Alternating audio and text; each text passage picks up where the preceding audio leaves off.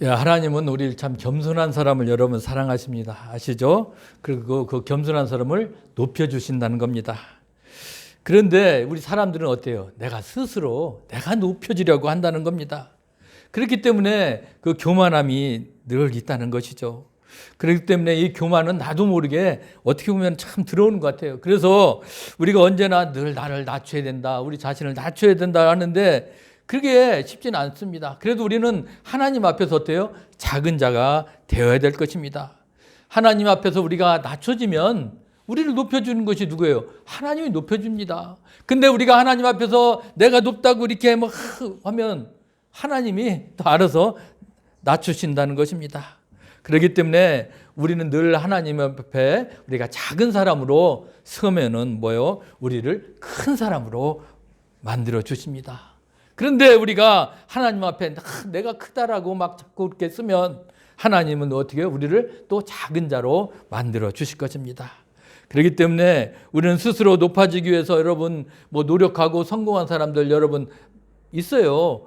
그래서 우리가 전부 옛날에 그 성공시대에 나왔던 그 프로그램도 제가 좋아했어요. 왜? 야, 어떻게 하면 저렇게 성공할 수 있을까? 특별히 뭐 외국에 나가서 막 성공한 우리 교포들 보면 쉬운 일이 아니잖아요. 다른 나라 가서 그 사람들 안에서 얼마나 그 힘들겠습니까? 차별도 받고 어떨 때는 막 그런 어려운 환경도 있는데도 거기서 성공을 했다. 대단한 거 아닙니까?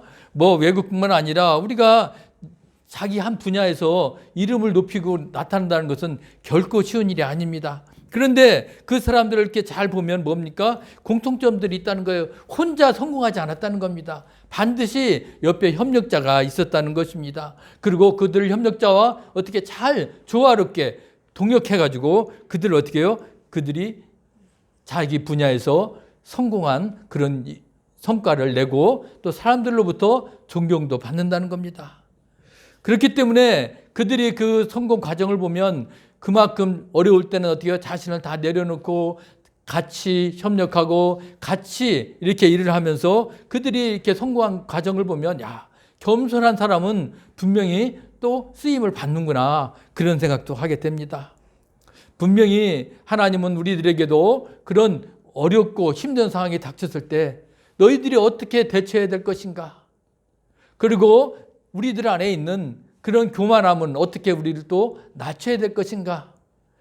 그러면 우리는 작은 자로서 우리가 나아갈 때 결국 큰 자로 삼으신다고 했는데 그럼 어떻게 하면 우리가 그런 마음을 가질 수 있을까? 오늘 예수님은 그 제자들에게 그런 마음을 가르쳐주고 싶었던 거예요. 그래서 오늘 이 본문 짧은 내용이지만 여러분 다 아는 내용이에요. 많이 그 마태복음에도 나왔기 때문에 아십니다. 그러면 예수님은 어떤 마음으로 그 제자들을 가르치고 싶었을까?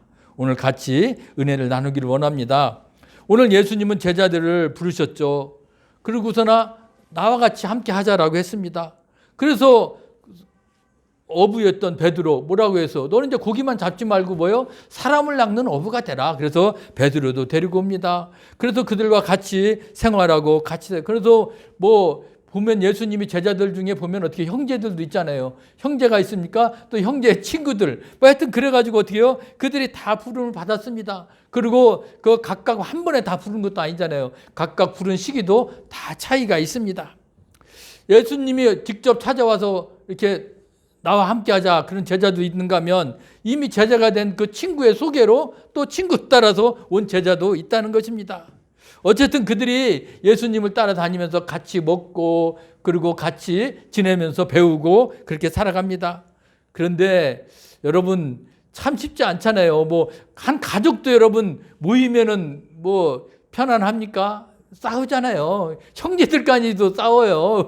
뭐 죄송하지만 우리 유나 세기도 지금 그렇게 30년 넘게 살아왔는데도 또 뭐 사상 가지고 또 싸우기도 해. 그런데 심지어 이거는 형제자매도 아니고 이건 다 이상한 분들 다 불러 모였는데 갈등이 없을까요? 갈등이 있을 수밖에 없다는 것입니다. 그래서 그들 안에서도 야 내가 진짜 예수님의 내가 수제자야 그러면서 그냥 싸운다는 거예요. 내가 예수님의 오른팔, 내가 예수님의 왼팔이 될 거야. 그러면서 서로 그 안에서 주도권을 가지고 얼마나 그들이 싸웠겠습니까? 그렇기 때문에 아마 그들 안에는 경쟁심도 있을 거고요. 내가 최고야. 내가 예수님의 내가 수제자 중에 수제자. 그런 마음을 가지고 그들이 갖고 있었을 거예요. 어떻게 보면 긍정적으로 보면 좋은 일이죠. 왜? 서로 내가 그냥 잘 되기 위해서 아마 더 열심히 주님의 말씀을 배우고 듣고 아마 그렇게 했을 것이니까 좋은 점도 있을 수 있습니다. 그런데 결국 그들 안에 뭐예요? 이 갈등이라는 게 쉽게 가라앉지 않아요. 그런데 오늘 이 본문 배경과 똑같은 말씀이 어때요? 마태복음 18장에 있다라고 그랬습니다. 근데 거기에는 내용은 달라요. 거기에는 변론했다고 하지 않습니다. 그때는 제자들이 누가 크냐 그렇게 서로 변론하지 않고 어떻게 해요? 제자들이 예수님에게 물어본 게 나오죠. 뭐라고 물어봤습니까? 제자들이 천국에서는 그러면 누가 크냐입니까? 그렇게 물어보죠.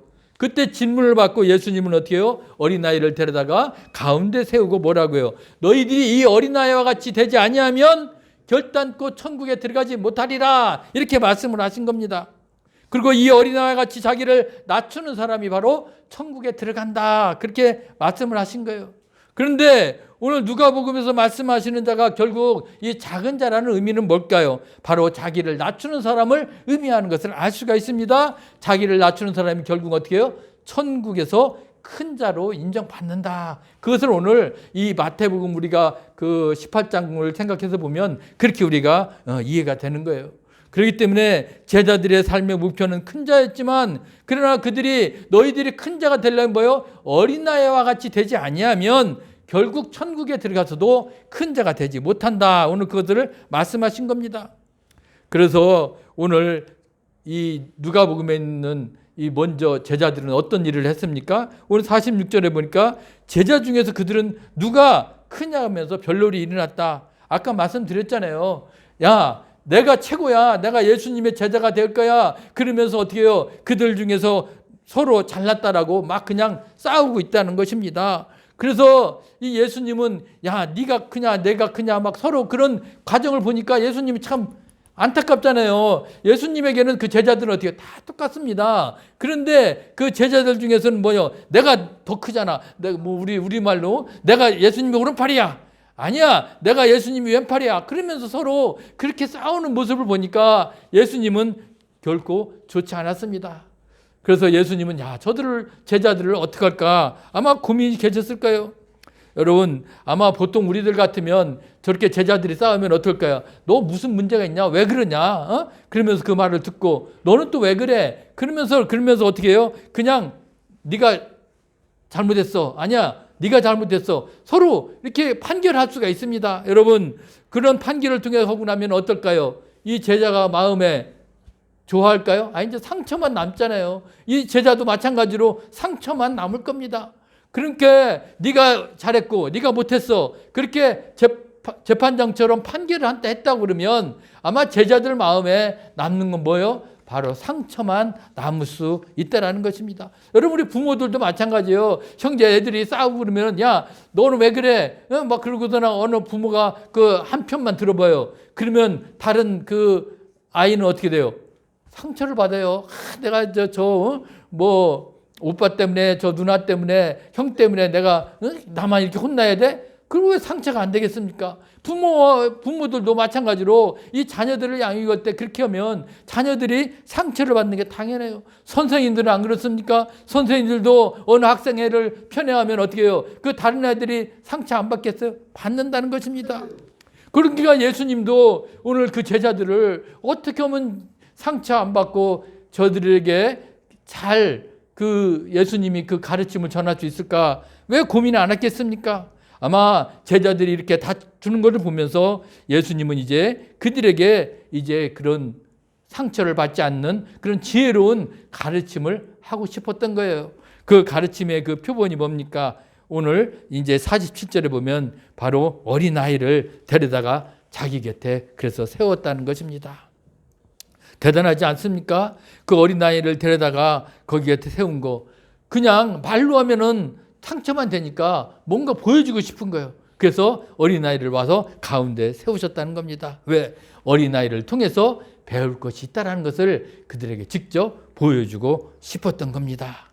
그래서 이제 어린아이를 봉지 옆에 세워놓고 예수님이 뭐라고 가르쳤어요? 자, 우리 48절 보면 누구든지 내 이름으로 이런 어린아이를 영접하면 곧 나를 영접하는 거이며 그렇게 말씀을 하신 겁니다. 여러분, 예수님 당시에는 이 어린아이는 그렇게 어떻게 보면은 참 뭐라고 할까, 뭐 좋은 얘기라면 사람으로 여기지 않았다는 거예요. 그래서 이 사람 숫자를 셀 때도 어린아이는 그 숫자에 포함도 안 됩니다. 우리 여러분 성경에 보면은 많은 그 인구 조사 나오잖아요. 우리가 구약에서도 60만이다. 그러면 그 60만이 전체 이스라엘 백성 인구가 60만이 아니에요. 남자들의 수만 60만이에요. 그렇기 때문에 우리가 보통 거기서 한 가족당 뭐 4명, 아내와 아이들 둘이다 그러면 지금 우리 평균으로 보면 그래서 200만이 넘는 뭐 이스라엘 인구가 아니냐. 그렇게 얘기하는 겁니다. 우리가 잘 아는 오병이어의 기적에서도 몇 명이요? 5천 명이 먹고 남았다고 그랬잖아요. 그러면 그때 그 숫자가 5천 명이다 그렇게 생각하면 안 돼요. 그때 여자와 어린아이 숫자는 어떻게 해요? 다 뺀 거예요. 그러니까 여자와 어린아이 숫자를 최소한 합해도 우리가 몇 명이요? 2만 명이 먹은 거나 그렇게 여러분 생각을 해야 된다라고 말씀을 드렸을 거예요. 왜 그랬어요? 이 여자와 어린아이는 뭐 이 사람 숫자에서 어떻게 해요? 배회됐다는 겁니다. 지금도 뭐 후진국에 가면 어린아이는 어떻게 보면 사람으로 여기지 않아요. 그렇게 어린아이를 귀하게 여기지 않습니다. 뭐 왕과 자손이나 돈이 많은 그런 가족이나 어린아이를 귀하게 여겼지 그냥 사회 전체적으로 어린아이를 귀하게 여기지도 않아요. 사람으로 여기지 않는다는 겁니다. 그런데 우리가 지금도 사회가 발전하고 이렇게 경제적으로 좋아졌는데도 아직도 어린아이를 무시하고 그만큼 학대하는 사례가 많이 일어난다는 게 안타까운 일입니다. 어떻게 보면 자기보다 힘이 센 사람한테는 우리가 많이 사람들은 어떻게 해요? 굴복을 잘해요. 복종을 잘합니다. 그렇지만 힘이 없는 이런 약한 어린아이를 향해서는 어때요? 그냥 말을 안 들으면 먼저 폭력을 행합니다. 그리고 자존심도 뭉개고 그렇게 해서 그 삶의 상처를 가지고 살아가는 그런 어린아이들이 많이 있다는 겁니다. 그런데 오늘 예수님은 뭐라고요? 너 어린아이를 영접하면 뭐라고요? 나를 영접하는 것이다. 그렇게 말씀했던 겁니다. 그 얘기는 무엇이겠습니까? 오늘 너희들이 예수님을 어린아이를 영접해야 된다는 거예요. 네가 예수님을 영접해야 어떻게 해요? 나와 함께 같이 살아갈 수가 있고 나를 너희들이 받아들이는 거나 마찬가지라는 겁니다. 그렇기 때문에 예수님의 말씀을 듣고 너희들이 순종하고 그렇게 나아가려면 어떻게 해요? 이 어린아이와 같은 그런 약자의 마음을 가지고 나아가라는 겁니다. 결국 너희들이 예수님을 그렇게 받아들이려면 어린아이 같은 그런 약하고 그리고 그 겸손한 그런 마음을 가지고 어린아이를 수용하라는 거예요. 그렇지 않으면 너희들이 나를 받아들일 수 없다. 그 말씀을 하신 겁니다. 오늘 예수님은 여러분 분명히 우리한테 오신 거는 이유가 있었잖아요. 그래서 그 제자들과 데리고 다니면서 공생의 기간 사역을 누구를 많이 했습니까? 아픈 자들. 이 병자들은 어떻게 힘이 없습니다. 그것뿐입니까? 또 약한 사람들 얼마나 많이 했습니까? 그들을 회개해서 사역을 주로 했고 그들을 다 주님 앞에 돌아왔습니다. 그런데 돈이 많았다든가 배웠다는 사람들 오히려 우리가 잘 아는 그들은 어떻게 해요? 예수님을 거절했잖아요. 부자들 그리고 많이 배운 바리새인과 서기관들 그들이 오히려 예수님을 부정하고 예수님을 오히려 잡아주려고 하지 않았습니까? 여러분 그렇기 때문에 우리가 예수님을 하나님을 잘 믿는다고 하면서도 하나님의 아들이신 예수님을 거부한 그런 사람들 결국 그런 사람들은 어떻게 해요? 하나님 아버지를 우리가 영접하는 것은 바로 나를 영접하는 것이다. 예수님은 그렇게 아주 강조한 겁니다. 그래서 뭐라고 말씀했어요? 하반절에 누구든지 나를 영접하면 곧 나를 보내신 이를 영접함이라. 즉 예수님은 누구예요? 바로 너희들의 하나님 아버지 그분이 뭐요? 바로 나라는 거예요. 하나님 아버지와 나는 동일한 분이다. 그렇기 때문에 어떻게 해요? 너희들이 나를 받아들이면 하나님 아버지를 받아들이는 것과 똑같다라는 것을 오늘 예수님은 말씀하고 있는 겁니다. 그러기 전에 먼저 너희들이 어린아이와 같은 그런 작은 마음, 그런 낮아지는 마음이 없다면 어떻게 해요? 안 된다는 것이죠. 그렇기 때문에 오늘 어른들이 갖지 못한 마음을 이 어린이들은 가질 수도 있고 또 예수님은 그 어린이들의 그 가능성도 보여준 겁니다. 그래서 너희들이 가장 작은 자, 세상 속에서 가장 작은 자가 뭐요? 큰 자라고 말씀했는데 그것을 우리가 어떻게 할 수 있겠습니까? 바로 예수님의 이름으로, 예수님의 사랑으로 우리가 어린이들을 받아들여야 돼요. 그렇기 때문에 여러분, 오늘 이 예수님이 말씀하시는 건 뭡니까? 그 제자들이 그냥 그렇게 네가 잘났냐 내가 잘났냐 싸우는 무슨 가운데 저들을 가르치기 위해서 오늘 한 어린아이를 오늘 세웠습니다. 그래서 그 어린아이를 통해서 겸손과 그리고 관심과 긍휼을 그들에게 예수님은 가르쳐 주신 겁니다. 그래서 예수님의 이름으로 어린아이를 수용하게 되면 어떻게 돼요? 그것이 바로 예수님을 영접하는 것이고 나아가서 아버지를 받아들이는 겁니다. 오늘 예수님은 이 어린아이와 같은 그런 마음으로 수용하는 것이 얼마나 큰 영향력을 끼치는 건지를 오늘 이 제자들에게 이 어린아이를 통해서 가르쳐 주신 겁니다. 그렇기 때문에 오늘 우리도 여러분 우리가 먼저 하나님 앞에 우리가 나왔지만 우리가 과연 나는 어린아이를 얼마나 내가 수용하는 마음으로 살았는가? 내가 어린아이와 같이 나도 낮아지고 그런 작은 자로서의 그런 삶을 우리가 살아간다면 누가 하나님이 알아서 우리를 큰 자로 세워줄 줄 믿습니다.